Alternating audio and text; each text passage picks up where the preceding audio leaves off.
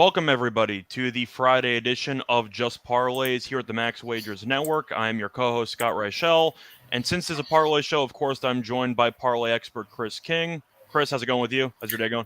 Not going too bad. The disappointing thing last night, of course, was the Giants, who not only did Rodon not go 17 outs because they were down 5-0, they came back to lead, and then we watched the Giants bullpen give it away. So not the greatest afternoon there, but we'll see what happens going forward. How things go with you, Scott? Going fine. I believe the term you're looking for is false hope, which is a term my friend and I use whenever a bet looks like it's got a shot that had no chance of cashing in the first place, and then it loses anyway, and you kind of just wish they got blown out in the first place, but it happens.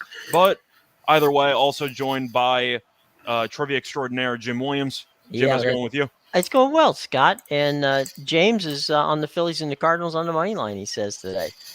So there you go. Good picks there. I know he was talking about, he wanted to talk about the Phillies and Cubs today, which I'm sure we will get to at some point during the course of the show. Well, I'm sure we will. I know that was my play today. No offense to your Cubs, but we're realistic over here, and we kind of know where the value might lie with some teams. Now, AJS does point out that the Giants are obviously not as good as last year's team. Right. The roster is relatively similar. The coaching staff's basically the same. I'm assuming we're just going to be in agreement that last year was a fluke dream team season, and this is kind of where they should have been last year. Can we say that? Well, sometimes teams overachieve, and that kind of is what happened with the Giants.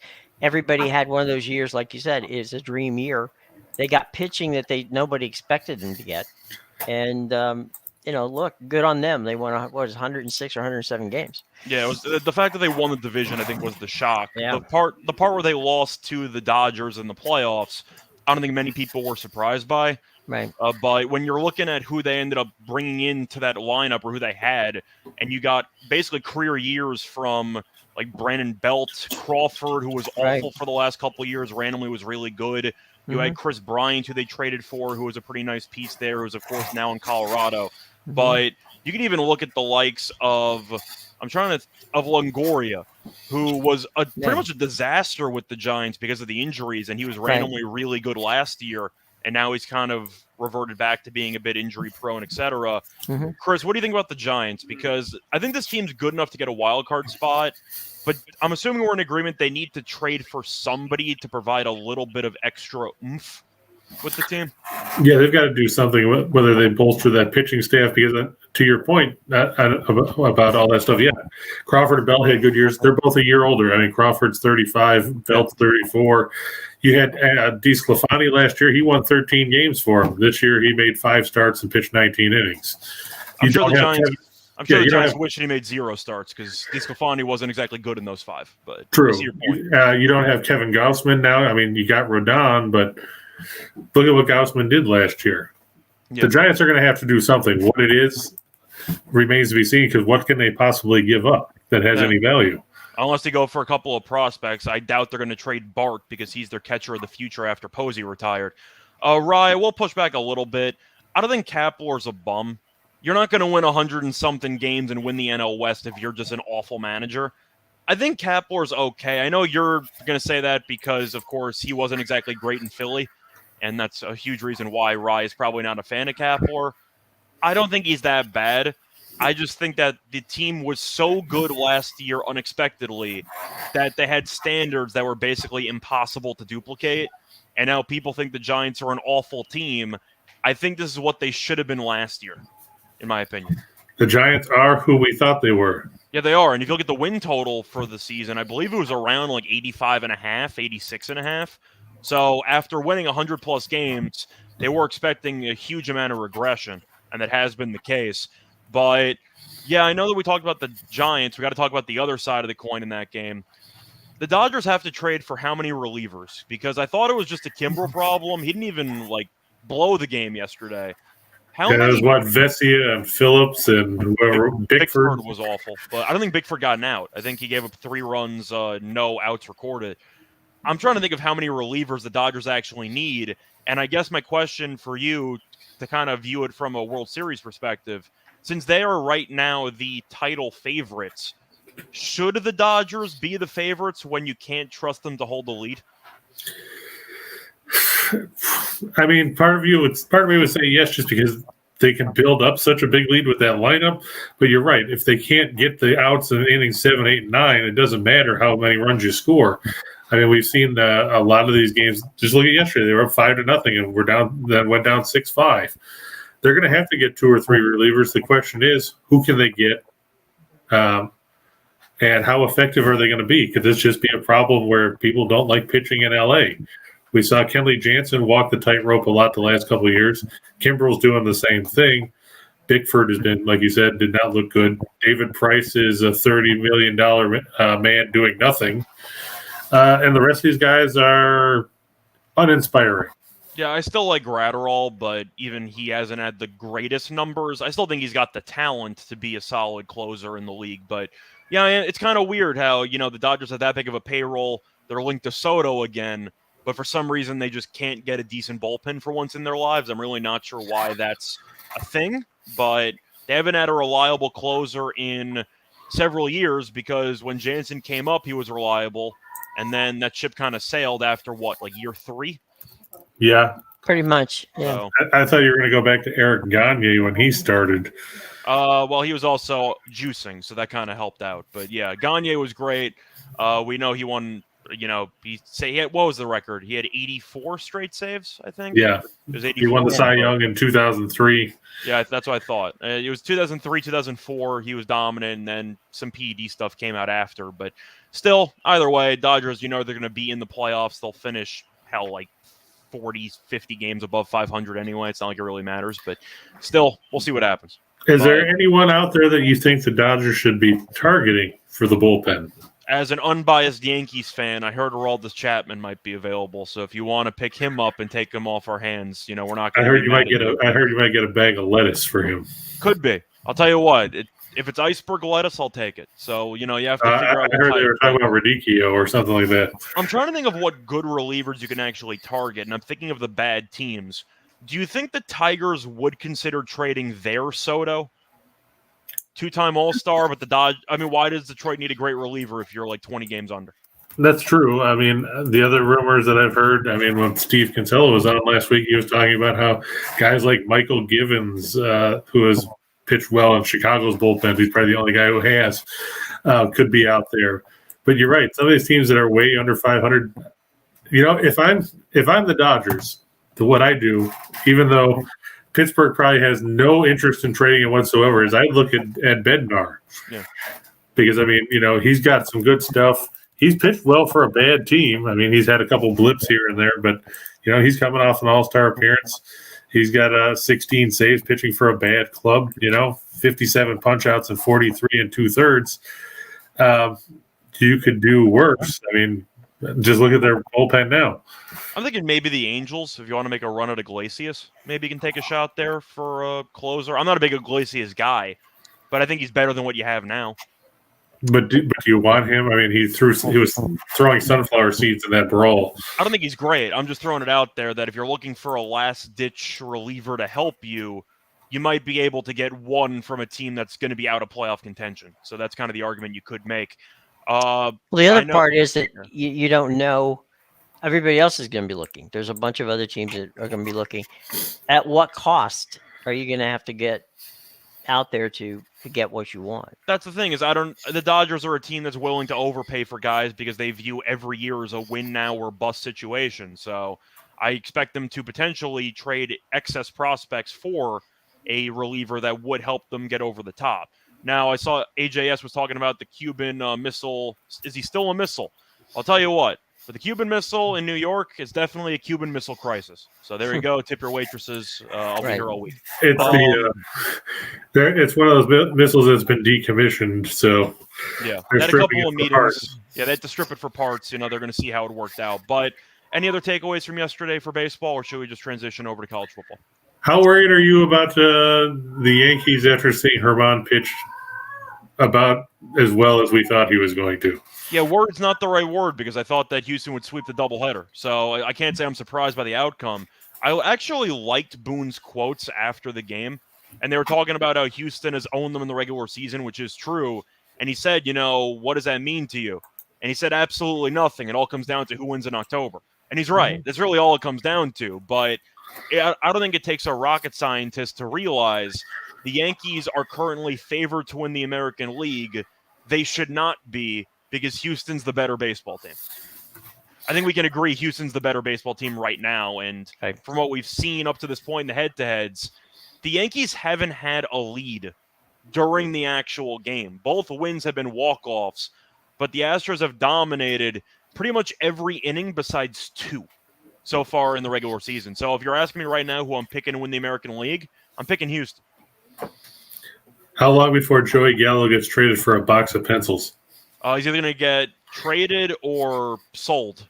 I'm not sure if anyone's going to offer him anything. You might have one of those trades for $1, which you get every now and then. But, I mean, Gallo, I can't believe he was even playing game 1 of the doubleheader. He did work a walk in the 9th inning, but I just can't believe he was even up in that situation.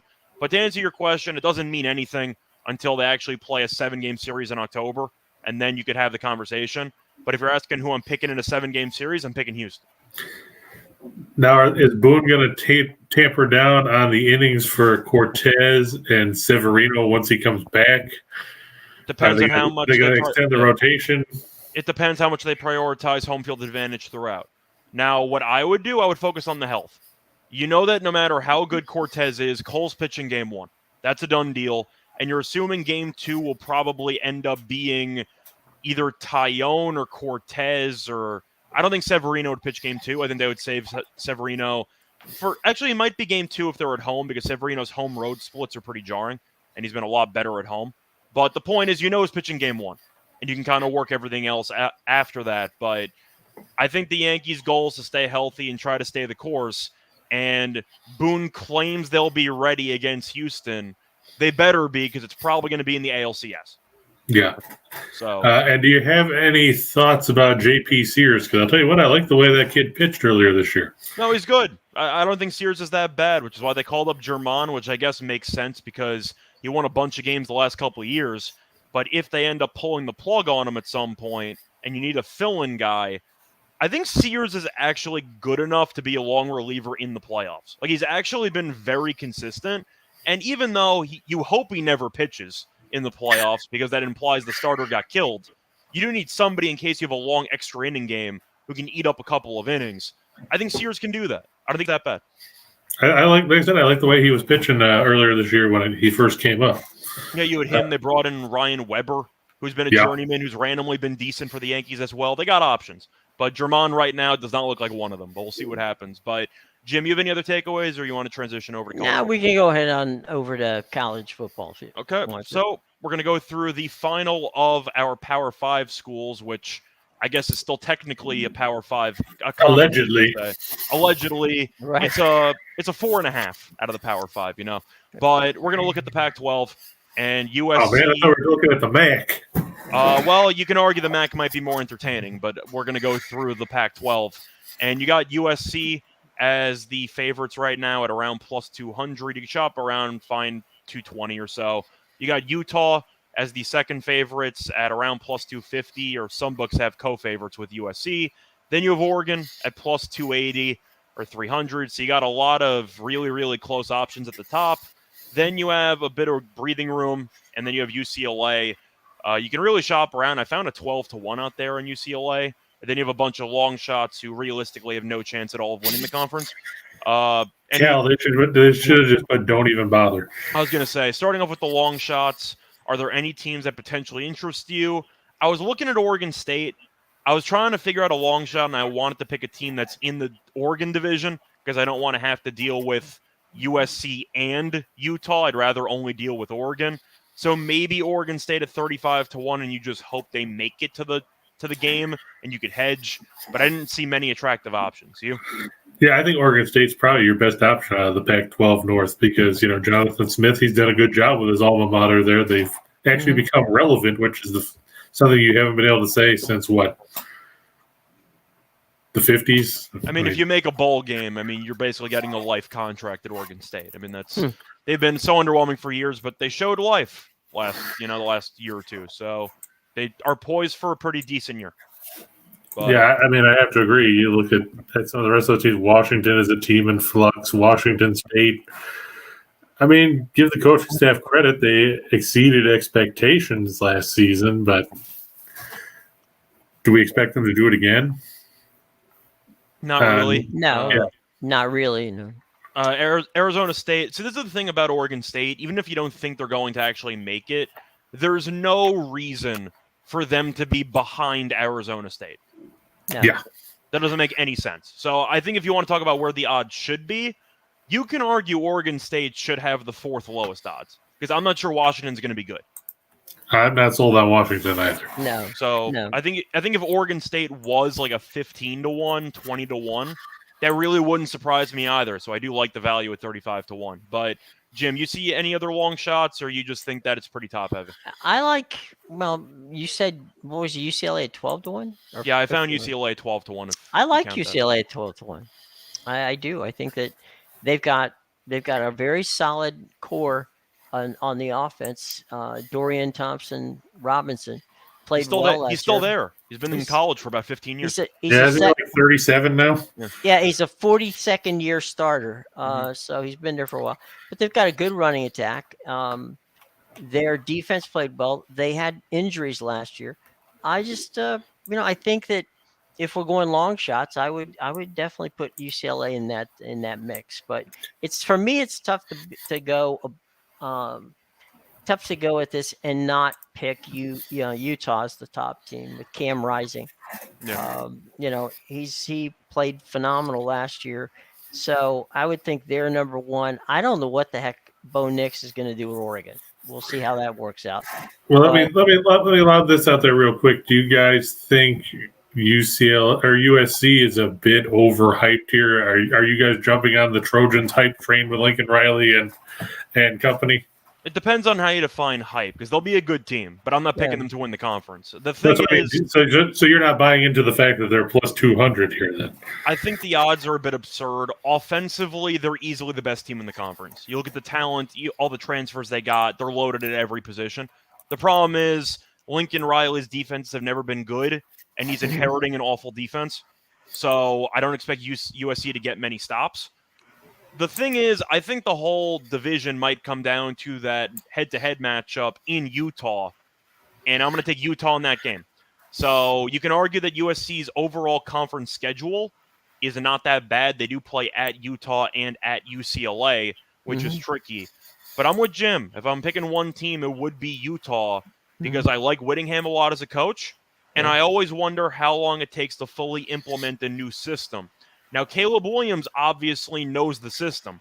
Right. The problem is you bring in a new running back, you bring in a bunch of brand new transfer wide receivers because you lost Drake London, you tried to bring in some replacements, and you have offensive line, which is okay, but it's also a new system and you're replacing a couple of pieces, not to mention the awful defense. So I think USC will be good. I just think they have to outscore everybody, and there's really only one way they can win games, which is scoring a bunch of points. I think Utah can win both offensively and defensively, and I think as a result, they're the more complete team, so I'm going to pick them. Well, so you're basically saying USC is this year's version of Washington State under Mike Leach. You can make the case that, hell, they're kind of like UCLA, if you want to make an argument, because, Chip Kelly team, last year defensively they were actually okay, but you give up 30-something points and you lose a game to Fresno State, and you're like, oh, yeah, that's right. You don't know how to coach defense. And that's been Lincoln Riley's MO his entire career. So I expect the offense to be really good. I like the overs in basically every USC game. But the thing is, if your defense is going to be bad and you might struggle with turnovers in any given game, would it shock me if USC got upset by a random team in conference play? Probably not. Well, also don't forget Oregon is in the same boat as USC. They've got a new regime up there too. Yeah, Oregon's, though, a little bit tricky because I don't like that team at all, but they're in the much weaker division. Right. So it's like picking Wisconsin to win the Big Ten. You're just like, all right, like the West is awful compared to the East. I don't like this team, but at least, the schedule might not be bad. Oregon's schedule is okay. I've never been a Bo Nix guy. I understand that he was very hyped up when he was showing up to Auburn. Mm-hmm. His decision making is not great. He's very mobile, so there's that. But Oregon lost a bunch of pieces. They lost their star running back, and Dye ended up going from Oregon to USC. Right. But they're also missing, of course, crystal ball, a bunch of new coordinators. Mm-hmm. That's why I mentioned Oregon State, because I think people are just going to pencil Oregon in to make it to the conference title game. If Oregon went like 8-4, I really wouldn't be surprised because of how much turnover you had pretty much involving the entire team. Right. So I'm going with Utah. Chris, who do you like? I'm going to take Utah, too. I think, like you said, Cam Rising is very good. They've got a good run game. They were in the top quarter of the nation in scoring defense last year, while they were 14th in scoring offense. They can beat you both ways. They can take the ball away from you. They can run it down your throat. They can beat you through the air. USC, UCLA, those are teams, like you said, they're defensively deficient. And having to go and play in Salt Lake City and all that to face Utah on the road in that hostile environment, I don't care how many great players USC has, it's still a transition period for them. I think the Trojans are overhyped, and I'll ride the Utes with you guys too. Yeah, I think the one concern for Utah is the schedule, because they play at UCLA, at home against USC, and at Oregon. Now, I know Oregon wants double revenge for what happened last year. I don't really care. I think that after Utah smacked them twice in meaningful games, I just think Utah's going to go into Eugene and win that one. So I personally think that you're going to see Utah fare well. And I think they could go into UCLA as well and win. Yeah, Nick's left Auburn. He went to Oregon. Read in the comment section. Mm-hmm. So I'm not a Knicks guy, but he transferred. They found a replacement for Anthony Brown. I think Knicks is better than Anthony Brown. Does that count for something? Yeah, I mean, it's got to, right? Anthony Brown didn't set the world on fire anywhere. I mean, he wasn't good at Boston College before he decided to go to Oregon. So I was surprised that Oregon installed him as the starter. But yeah, what can you do? It just shows how far the quarterback position has fallen. Where have you gone, Joey Harrington? Yeah. I do want to ask you guys, since this is still technically a Power 5 conference, allegedly, do you see any of these teams making a realistic push for a playoff spot? You know, we talked, what was it the other day, about if a team in the ACC went undefeated, they might be able to do it. If, and this is a huge if Utah or Southern Cal went on name recognition, that would probably get an SC into the playoff. I think you have to go undefeated. Yeah, that's what I just said. Yeah, but if either Utah or Southern Cal were undefeated, I think they could get there. But otherwise, for USC to go undefeated, they'd have to go and beat Notre Dame, which obviously would be a big mark on their resume. Right. But then you look and you see some of their other non-conference games. I don't think anyone's going to be impressed that they're going to beat if they beat Rice to open the season. And their conference schedule, you can make an argument, not that bad. They do play, of course, at Utah, at UCLA. Mm-hmm. But besides the Utah game, which they could win hypothetically, it's manageable. So you can make an argument that USC could figure it out, but I don't think the defense is good enough. Yeah, Washington State, Arizona State at home, Cal at home, Colorado at home. So I mean, you're playing all the doormats. Yeah, well, and it's all at home. So. The other part, which Scott had just said, I mean, if it's if an undefeated USC team is going to make it on name only, it doesn't matter who they played. Yeah, but we're also just throwing in the schedule. They would have some decent wins, which they might not necessarily need. But on the other hand, they have a couple of opponents that could easily give them one loss and eliminate them in week 4. Mm-hmm. Like so that could be an option too. But I do want to talk quickly about my favorite win total for the actual conference. Is it Cal under 2? No, but I am going to take an under. It's going to be Arizona State. I found it at 6.5 at around minus 140. And I have to like the under because they're in the middle of an NCAA investigation for recruiting violations. They had a bunch of coordinators and coaches leave during the offseason. They went 8-5 last year. So the fact that you had that many coaches leave and 17 players join the transfer portal after going 8-5, the head coach is still there. Right. Like that's something you don't see that often. And Right. they lost their starting quarterback in Jaden Daniels. They got Emory Jones from Florida, who Who I wasn't good. I was going to say I wasn't a big fan of him. I didn't really like Daniels either, but the point is Emory Jones is mobile, not the most reliable arm, but they got a bunch of transfers that they brought in with a new offensive coordinator. They lost 4 starters in the secondary. There's no guarantee with the investigation that Herm Edwards gets through the season. I like the under 6.5 because I just don't think this team's going to be very good. Well, at least you found it at 6.5 because I see BetMGM has knocked the number down to 5.5. Yeah, I shopped around. You could find a middle if you want to go for an exact 6. Do you think this team makes a bowl game? Because I really am not fully certain about it, which is why I love 6.5. But I think they're going to go like 5 and 7. Let's see. Who do they have on the schedule that's going to beat them horribly? I'm just going to take a quick look here because I haven't looked at their schedule. They play out of conference. They play at Oklahoma State. There's a loss. They play Utah at home. There's a loss. They play at USC. Yep, there's probably a loss. They play UCLA at home. That's probably another loss. And they play at Washington State, which is a bit tricky, but it's at Washington State, so you're assuming they can pull it off. 80 to 70. It could be, but the point is, I didn't even mention some of the other conference opponents. Like Stanford's going to be bad, Colorado's going to be brutal, but in general, would it shock me if some of the teams on the schedule just get absolutely, I'd say, surprised and potentially upset Arizona State? No, because I think this team's going to be bad. It wouldn't shock me if they lost to Eastern Michigan in week 3. That's what I'm saying. Like, this team's going to be rough. The Ypsilanti, yeah.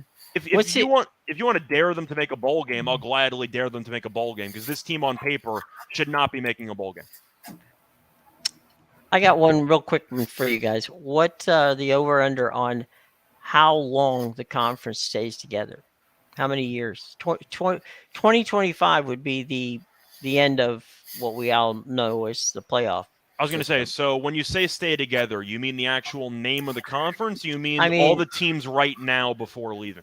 All the teams now before there's a bolting. Either 2024 or 2025. Yeah, I would agree with that. I don't think it gets any further than that. I'm going to say 24. Okay. But only because they'd probably have to pay prohibitive penalties to try and get out in 2023. And I still believe that even though USC and UCLA will be the first 2 teams to potentially bolt, I still think the Big Ten needs to add a buffer team to kind of go in between the Midwest and the actual West. I think they need a team in there like a Colorado or something geographically. So maybe one more team might get thrown in there, but I think they're probably 2-3 years out. Yeah, Boise State. You're looking at the Big Ten likely will take Stanford and maybe Cal. Yeah, based on style of play, hell yeah, just call up the Mountain West for Wyoming. Based on style of play, they don't know how to throw the ball. They'll fit right in with the Big Ten West. But yeah, any other thoughts on the actual conference? I mentioned Arizona State. We talk about how there's going to be some bad teams in every conference. Sure. There's going to be a lot of really bad teams at the bottom of the Pac-12 because you can go through Colorado. I mentioned Arizona State. California is going to be awful. Stanford's going to be bad. Over under of 5.5 wins. I guess because even money both ways. I was going to say process of elimination. You're looking at some really bad teams in there. I didn't even mention Arizona. Arizona's in their own class for ineptitude. But there's a lot of really bad teams in that conference. So they're going to play each other, and I guess the argument is California is not good, but they're not as bad as maybe 3 other teams in the conference. That just reminds me of when Scott Adams in his book, one of the Dilbert books, said that if you put a head of lettuce up in an election, 25 people would vote for the head of lettuce just based on the principle that he's got to be better than the other guy. Yep. But the other head of lettuce. I was going to say 5.5 for California, but if you're playing a couple of bottom feeders in your conference, somebody's got to win those games. Sure. Yeah, they've got Arizona at home. They also play UNLV in two free wins. And Cal Davis. 3 free wins. So then they've got Colorado on the road. They've got USC and Oregon State on the road, but they get Washington and Oregon at home. And then close with Stanford and UCLA at home. I see about 5-6 wins there. I'd still lean under because California's capable of blowing a game they should win. Like, Yeah, if California they've done lost, that enough. if they lost to Stanford, would I be shocked? No. It's a rivalry game. I wouldn't be shocked if Stanford won that one, but I'd still lean under on California. But that total does seem high. But who do you think is going to be worse, though, Arizona or Colorado? Well, Arizona. Right now, they've got the number for Arizona at 2.5. Colorado's 3. Yeah, I thought it was like 3.5, but it's not pretty. Either way, I think that kind of sums up the conference. You have a couple of teams to keep in mind. Basically, 4.5 if you want to include Oregon State. But we're going to go with Utah. We think that they are definitely good enough to get the job done again. Yep. So, time to transition over to the actual MLB card today. But we got to start off by talking about the sponsor of the show. It is BetMGM. They have a great deal for you for first-time users of their app or website. Get a risk-free bet of up to $1,000. All the information in the show box. Check the age limits, and as always, bet responsibly. But, Chris, it's time to go through some parlays. We actually have some games we might like today. We don't have Who told you that? We don't have double headers with the Tigers and the Athletics. Hey, but we hit both of those games yesterday. Yes, we did. We really figured it out. And you also hit the bias prop. So that was one of our, I'd say, best overall matchups. But I'll let you take the floor. You do your thing. All right. Don't forget we had the Freddie Freeman prop at plus 145 also hit because he homered in the first inning. Yep, that's true. Yeah, this is a weird one, but, when in doubt, fade the Nationals. They're going on the road to Chase Field to face the Diamondbacks. Two bad teams here, but come on, it's Patrick Corbin. And, Jim, you've seen Corbin pitch a whole bunch of times being there in the nation's capital. What the hell happened to him? See, Jim might not have seen it because he might have changed the channel when they were down 6 runs in the first 3 innings. He had a good 2019, and from that point, he just hasn't found it. I don't know what's wrong with him. I mean, earlier, I think you and I talked about the possibility of him becoming one of those Andrew Miller type pitchers. Perhaps that would be good for him. I don't know. He's got no confidence, and when you've got an issue like that, that's something you just can't get. That's a spiral you can't get out of. Yeah, and the worst combination, he's got no confidence in a huge bank account. So that's not good for the Nationals because he's under contract for another couple of years. But right. I don't know if it was the playoff run where they were using him out of the bullpen. Maybe it kind of just messed him up to some degree. But I think he just turned out to be a bit overvalued. That's kind of the story. Yeah, to Jim's point, he was 14-7 in the regular season in 2019. In the 3 seasons since, and I know that we're talking about the shortened season in 2020, right. Corbin has gone 15-35. Yeah. And that doesn't include all the no decision losses in there. Right. So his ERA in that stretch 5.61 and a WHIP of 1.555. And he can't get left-handers out. Yeah, that's true. Left-handers have mutilated him the last couple of seasons.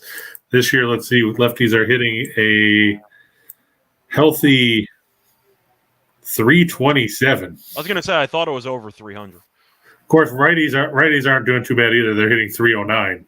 Yeah. So this is basically Rick Vaughn at the start of Major League 2 throwing all his new off-speed pitches like the Terminator and the Eliminator. Mm-hmm. And then, Parkman hits it 6 miles and tells him to call it the Masturbator. Mm-hmm. That's basically what you get with Corbin at this point. Scott, do you have anything to defend the Washington Nationals? No, I think the only argument you could have is if you want to make a team total argument and hope that Gallen either struggles or the Diamondbacks bullpen blows it because the bullpen stinks. But fading Corbin has been profitable all year long, and Gallen's been good. I like the play as well. And the Nationals are also atrocious at home. Rye pointed out that the Diamondbacks killed Corbin the last time they faced him, tagged him for 9 runs in 2 innings. Yeah. So we'll move on, and here's an exciting game between NL Central teams. The Cardinals trying to hang on in the wild card race and catch the Brewers. The Reds trying to get out of the basement. So are they trying to? I thought they just embraced the basement at this point. Allegedly. Yeah, they set up a bed down there. They got some like curtains. They made an actual living arrangement out of the basement. I heard they might get cable. Yeah, they might. They're putting a bathroom in. Oh, well, that's important. They have cable, but they have to hold up they have some person hold up the antenna to make sure they get a signal. Right, there you go. Yeah. But Adam Wainwright 6-7, his ERA is 3. Everybody's talking about he's 0-2 in his last 3 starts. But if you look in the 2 losses, the Cardinals scored no runs. Yeah. And he was up 5-0 in his start against the Dodgers before the bullpen gave up 7 runs in the last 3 innings to lose 7-6. Meanwhile, Graham Ashcraft. Boy, I'll tell you what. Steen was high on this guy after he first originally thought that this kid had a name for porn. He was 3-0 with a 114 earned run average in his first 4 starts. Since then, he's given up 24 earned runs in 31 innings over his last 6. Ouch. Scott, you saw him against the Yankees last week, where he started badly and then settled down. What do you make of this kid? Well, the Yankees lost that game, but Ashcraft had about 95 pitches in the 4th inning or so, or like no outs in the 5th. So yeah, he was struggling. I actually made money off of him against the Giants in that one road start, and I think that was the final good start he made, and that was about a month and a half ago. I guess the one concern I have with the Cardinals is the fact that Wainwright's numbers on the road, of course, have not been as good as home, and he's been awful against Cincinnati this season. 2 starts, 12 innings, which I can't figure out. I was going to say 12 innings, 5.25 ERA. I'm still leaning Cardinals because Ashcraft's been a mess, but I think I actually like the over in this game. Yeah, that's true. There is the potential for plenty of runs because you look, the Reds dead last in the majors with a 5.30 team ERA. Ashcraft did make 1 start against St. Louis back on June 12th. 4 runs on 9 hits in 4 2/3. Got the ever popular no decision in the game. The Reds came back to win 7-6. But yeah, Cincinnati, they can score a lot of runs. Unfortunately, they hemorrhage runs about the same way that USC's defense gives up points. And playing at home hasn't been all that great for them either. You look, they're 10 games under at the Great American Ballpark.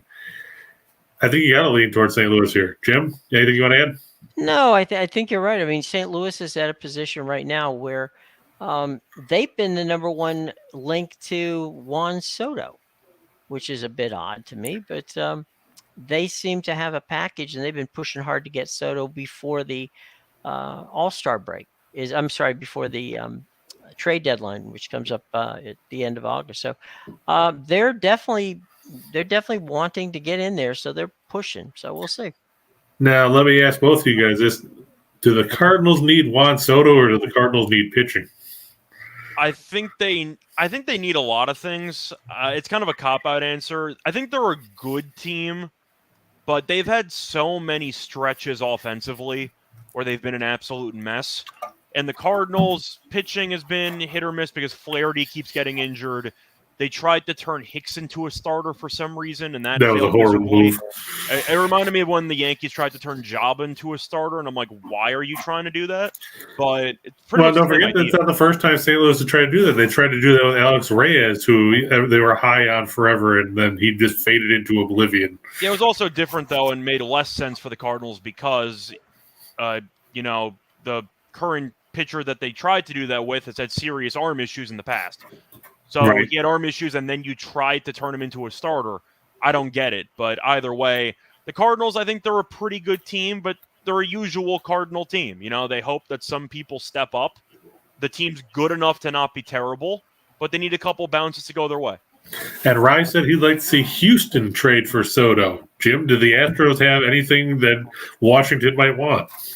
I don't know. I mean, they're not – of all the teams, there are really 5 teams – that you hear of, and of course, there's always somebody out there that isn't, but Houston hasn't been one of the teams that I've seen.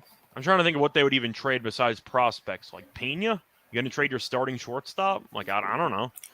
That's what I mean. I mean, do they have anything of value that Washington can want? I mean, Washington obviously needs pitching, but I don't see them giving up a guy like Urquidy or Garcia or Valdez in a deal. It doesn't matter what Washington needs, because the second they trade Soto, they're officially rebuilding for the next 5 years.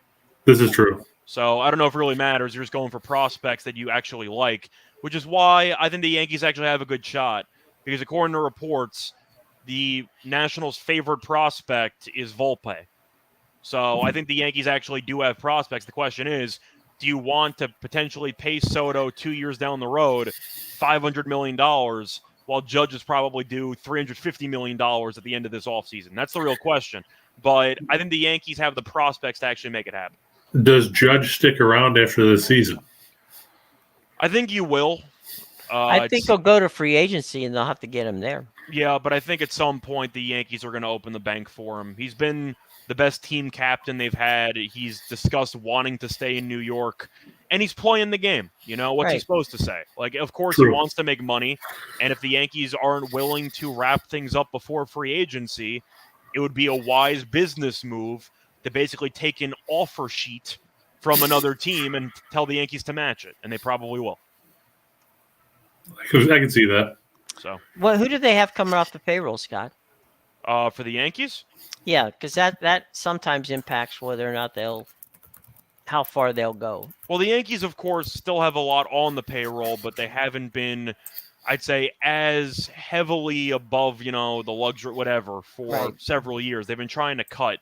So they would still have to shell out a lot of money, but a couple of the guys that they do have are still on relatively early deals.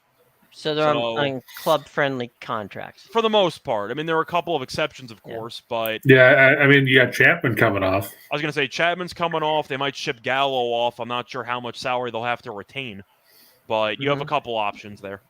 Well, but I mean, at least if they're retaining, it's just going to be from this season's salary. It's not because he's a UFA anyway. Yeah, so you're retaining for a couple, but you might see moves. The Yankees, I think, can pull some strings and pull it off.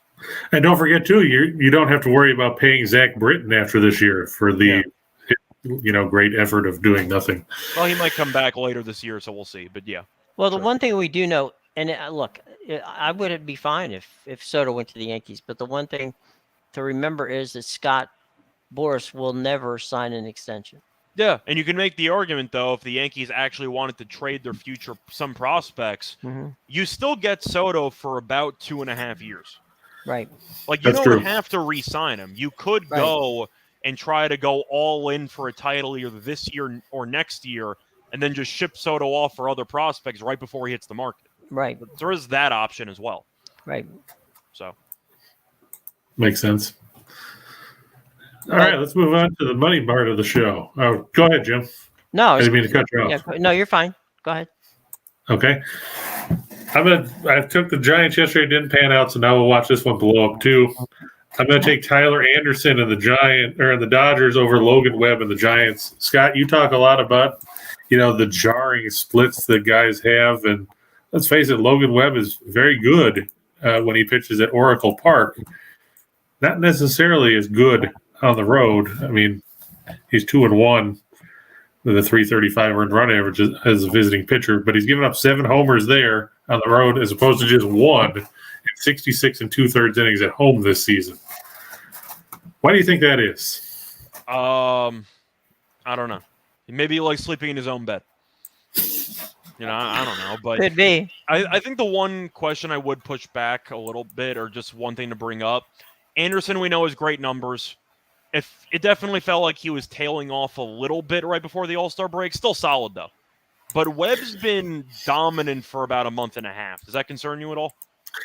A little bit, but like I said, the fact that he hasn't had great numbers necessarily against the Giants in his career, or against the Dodgers in his career. Yeah. And Anderson, he did have those couple of rough starts, but his last 3 starts, he's given up just 4 runs over 19 1/3, coming off 6 scoreless against the Cardinals in the last game before the break. And we talked about it yesterday earlier, I should say. We talked about it earlier what the Giants did, where they did nothing for 6 innings. I mean, they made Mitch White look good yesterday. They did. And let's be honest, that's not an easy thing to do. Yeah. Takes practice. That's true. And I'm going to, I see Tim Earle's not here, but, I'm going to take the Mets over the Padres, talk about jarring splits. Darvish, 2 different pitchers, depending on whether he's pitching at Petco or not.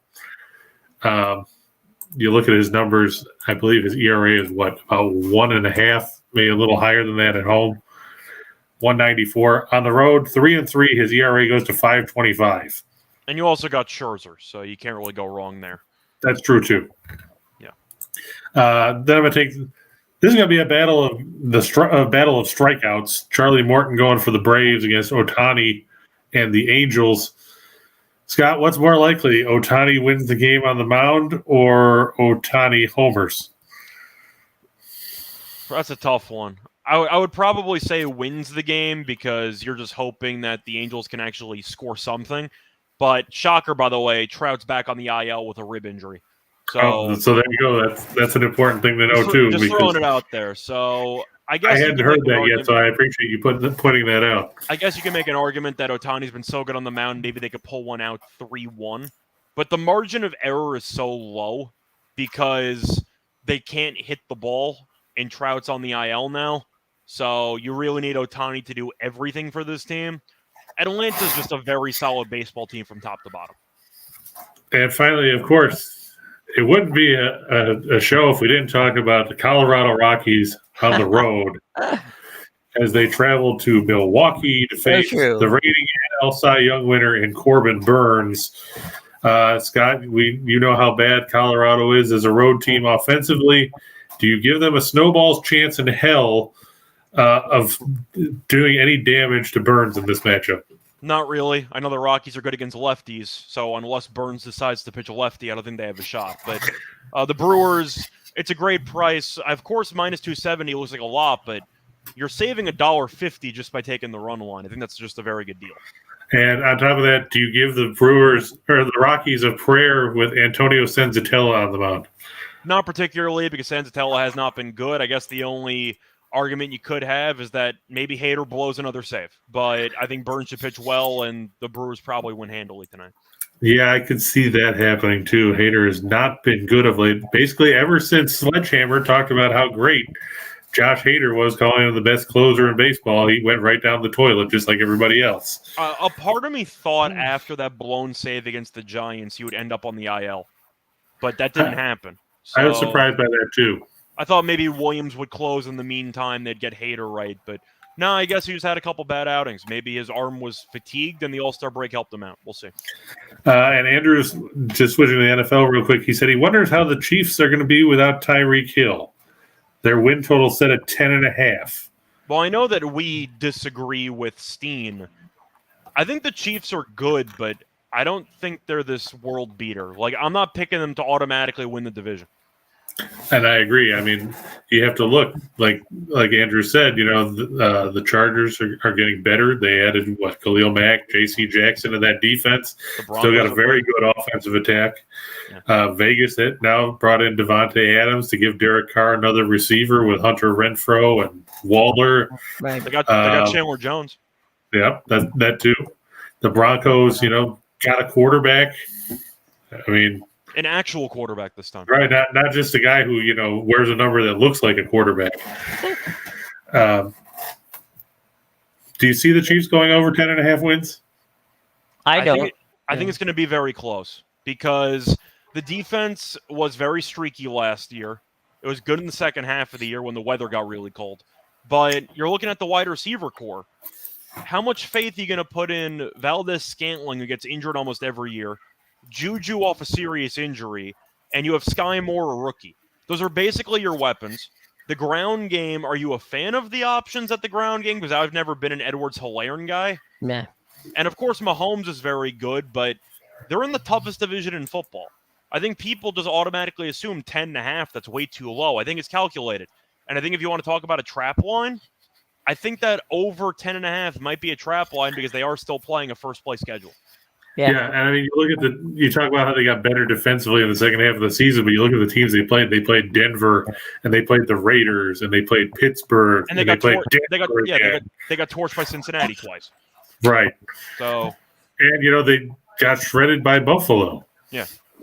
In a game that Steen still likes to talk about, the Chiefs earned that win because of 13 seconds and then getting the ball in overtime. Yeah, of course they won the game, but they gave up the go-ahead touchdown drive twice in the final 2 minutes of the game. But they couldn't get a stop. So I'm not sold on the Chiefs, and they still have Andy Reid. I'm not saying they're going to miss the playoffs, but if they end up going 9-8 and everyone thinks that the sky is falling, I will not be surprised. Do you think they had a good offseason? I don't think they had a good offseason. What'd they do? No, I agree with you. I mean, losing Hill and, like you said, Schuster and Valdez-Scantling, my brother, he drafted Valdez-Scantling in fantasy, and every week he'd get pissed off about how, Valdez-Scantling would be, running those fly routes 50 yards down the field and watch the ball go through his hands. Yeah. And Mahomes, their system isn't geared necessarily to going deep down the field. A lot of it was crossing routes and stuff like that, where Hill used his speed to get away from people. I don't see Smith-Schuster and Valdez-Scantling necessarily fitting into that role. And I'm also going to throw it out there. Mahomes was pretty brutal with interceptions last year. This is also true. So if their turnovers are going to be an issue, they don't have great offensive weapons, and the defense is hit or miss, I don't think this team is going to win 11 games. So you would say 10-7 is probably their ceiling. 10-7, or I think their ceiling could be higher if things come together. But I think realistically, they're looking at a 10-7 or 9-8 year. Yeah, Andrew points out they won 12 last year, but I mean, you look at how bad that division was last year. It was also with Tyreek Hill. So right, but I mean they lost. They lost to the Chargers in Week 3, but then they swept Denver. They swept Vegas. They beat the Chargers in the second meeting in overtime. They should have lost that game, by the way, because the Chargers failed like 4 separate fourth down conversions. Right. So they scraped past Green Bay in a game that. Rodgers wasn't the quarterback of that game. Yeah, so they beat Jordan Love by 6. Yeah. They beat the Giants by 3. That was a Monday night game, I think. Yes, it was.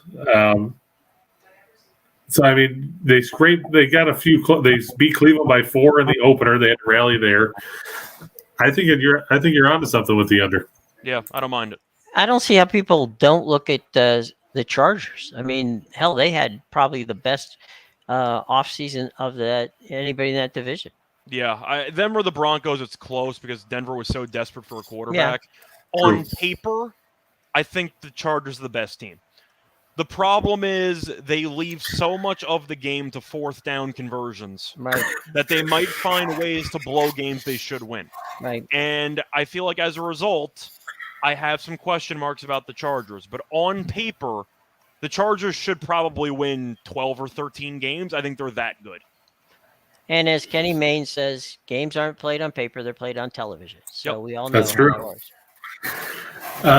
In the fourth tier, I'm going to go with the Blue Jays over the Red Sox. Gausman over Eovaldi. You talk about two teams that are going different directions right now.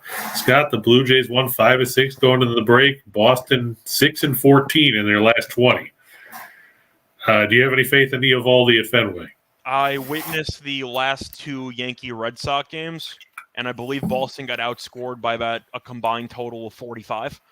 They got killed. I went to the game that they lost 14-1, and then the next day they lost to like 11-2.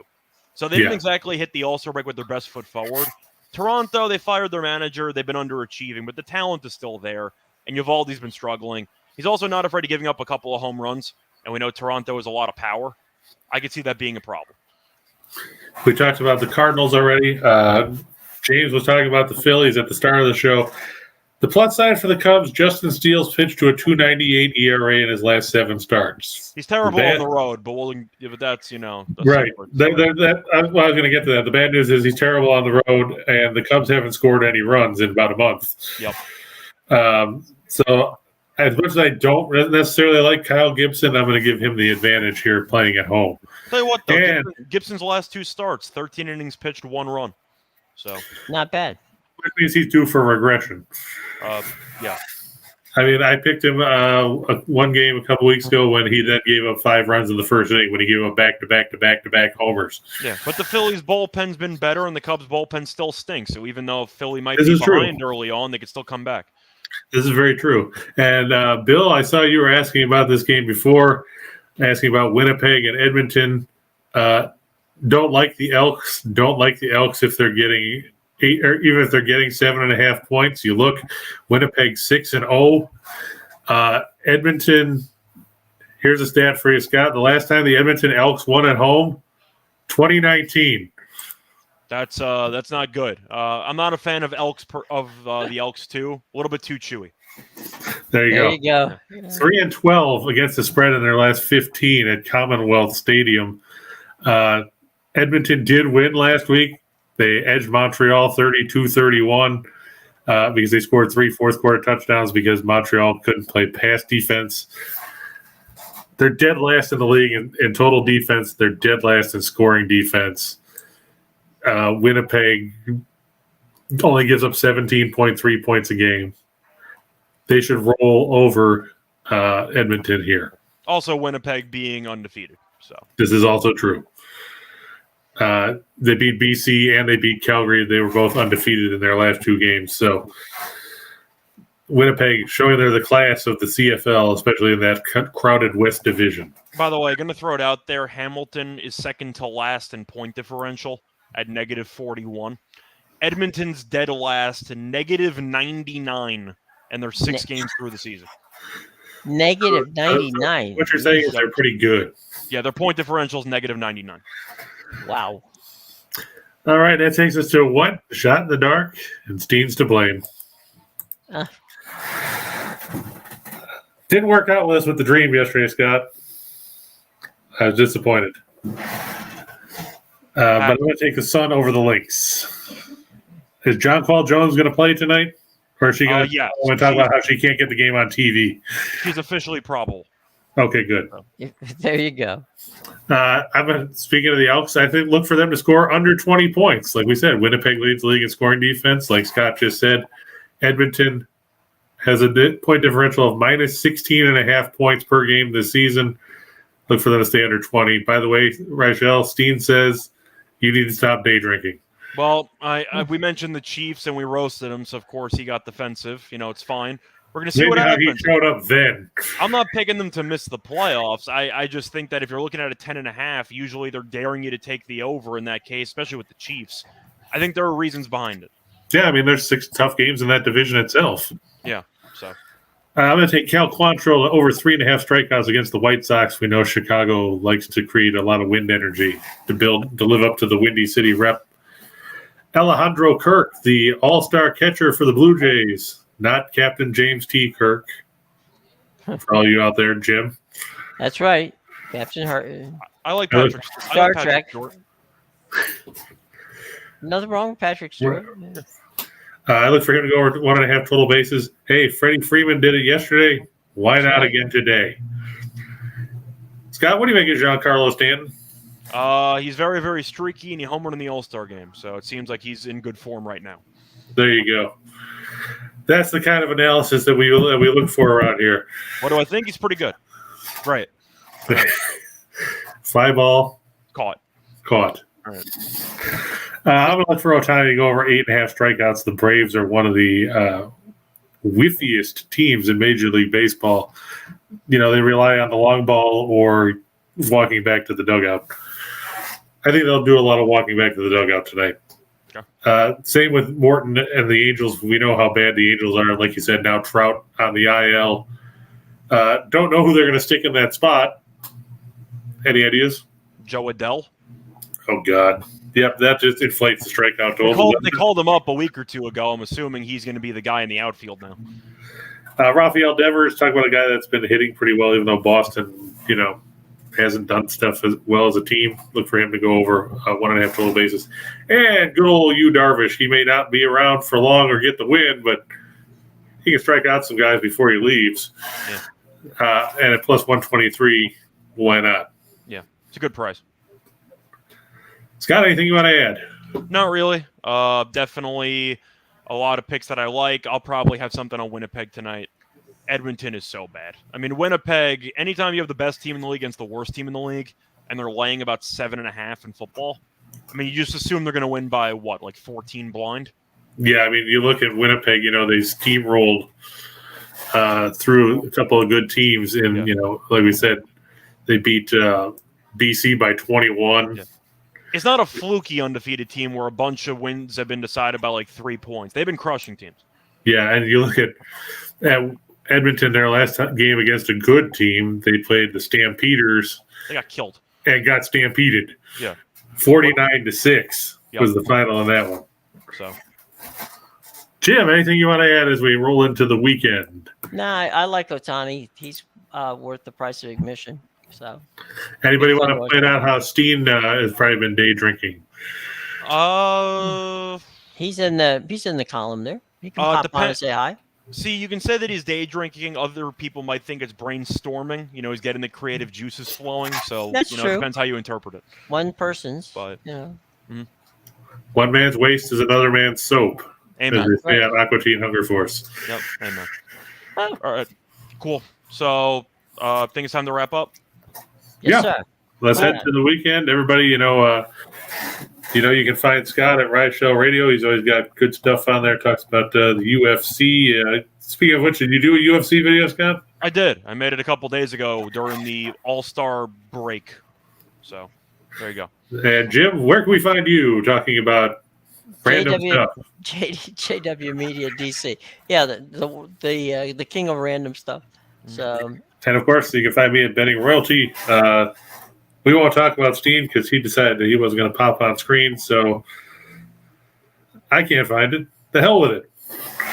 there you go. All right. Look, see you guys. it's been fun, guys. Thanks a lot, and Scotty, you're gonna be hosting come Monday, so Yeah. greatly appreciate you guys having me for the weekend. And Are you lot of leaving fun. again then, Jim? You're taking David Lee Roth and going home? Yeah, I'm taking David Lee Roth and going home, but it's been fun and greatly appreciate the time, boys. Well, Yep. make sure you pop in and say hi. You can drop in anytime. You can't get rid of me that easily. Yeah, it's been a lot of fun, but Chris and I will be back, just the two of us, on Monday. So, other than that, though, hope everyone has a nice weekend, and good luck to all of you and all your bets. Bye, everyone. Bye.